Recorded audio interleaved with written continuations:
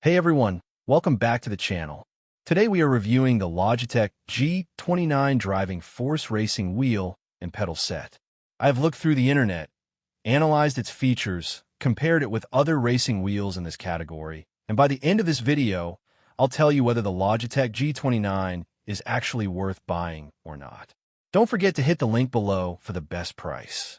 The biggest highlight of the G29 is its force feedback system. Using dual motors, the wheel provides resistance, vibrations, and road feel that helps simulate what is happening beneath the car. You can feel curbs, bumps, traction loss, and weight transfer through the wheel, making racing games much more immersive compared to using a controller. Another major strength is the overall build quality. The steering wheel features a hand-stitched leather cover that feels premium in the hands, while the stainless steel paddle shifters add durability and a more authentic sports car feel. The wheel itself has a solid weight that helps it feel closer to a real driving setup than many entry-level alternatives. The 900-degree lock-to-lock rotation is another important feature. This means the wheel can rotate 2.5 full turns, allowing for realistic steering inputs in road cars, trucks, and simulation titles. The wide steering range makes driving feel natural and provides greater precision during corners and vehicle control. The included pedal set is also one of the reasons the G29 remains popular. Unlike simple on-off inputs from a controller trigger, the accelerator, brake, and clutch pedals allow gradual and precise control. The non-linear brake pedal is especially useful because it provides increasing resistance, helping drivers develop more realistic braking techniques and improve lap consistency. Customization is another advantage. The pedal faces can be adjusted for comfort, and the wheel is compatible with optional accessories, such as the Logitech driving force shifter, allowing users to add manual gear shifting for an even more immersive experience. Compatibility is excellent as well. The G29 works with PS5, PS4, PC, and Mac, making it versatile for users who game across multiple platforms.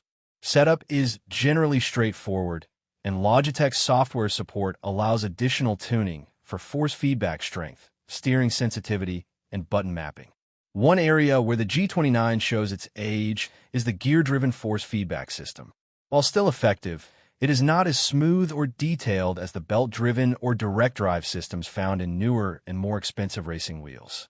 Serious sim racers may notice some mechanical noise and less refined feedback compared to premium alternatives. Of course, there are some limitations. The force feedback is good, but not industry-leading. The pedal set lacks a load cell brake, and the wheelbase technology is older compared to modern direct drive competitors. However, these compromises are understandable considering its price range. But overall, when you look at the complete package, the Logitech G29 continues to deliver one of the best entry to mid-level sim racing experiences available. It combines solid build quality, realistic force feedback, reliable pedals, and broad compatibility in a package that remains accessible to most racing enthusiasts. So, should you buy the Logitech G29 driving force racing wheel? After looking through the internet and evaluating everything it offers, my answer is yes for beginners and intermediate sim racers who want a major upgrade over a standard controller without spending premium direct drive money. If you're a highly competitive sim racer seeking the absolute best force feedback and realism, you may eventually want to move to a direct drive setup. But for most players, the G29 delivers an excellent balance of performance, durability, and value. Overall, the Logitech G29 stands out as one of the most proven and dependable racing wheels on the market, offering immersive driving, realistic controls, and a fantastic entry point into the world of sim racing.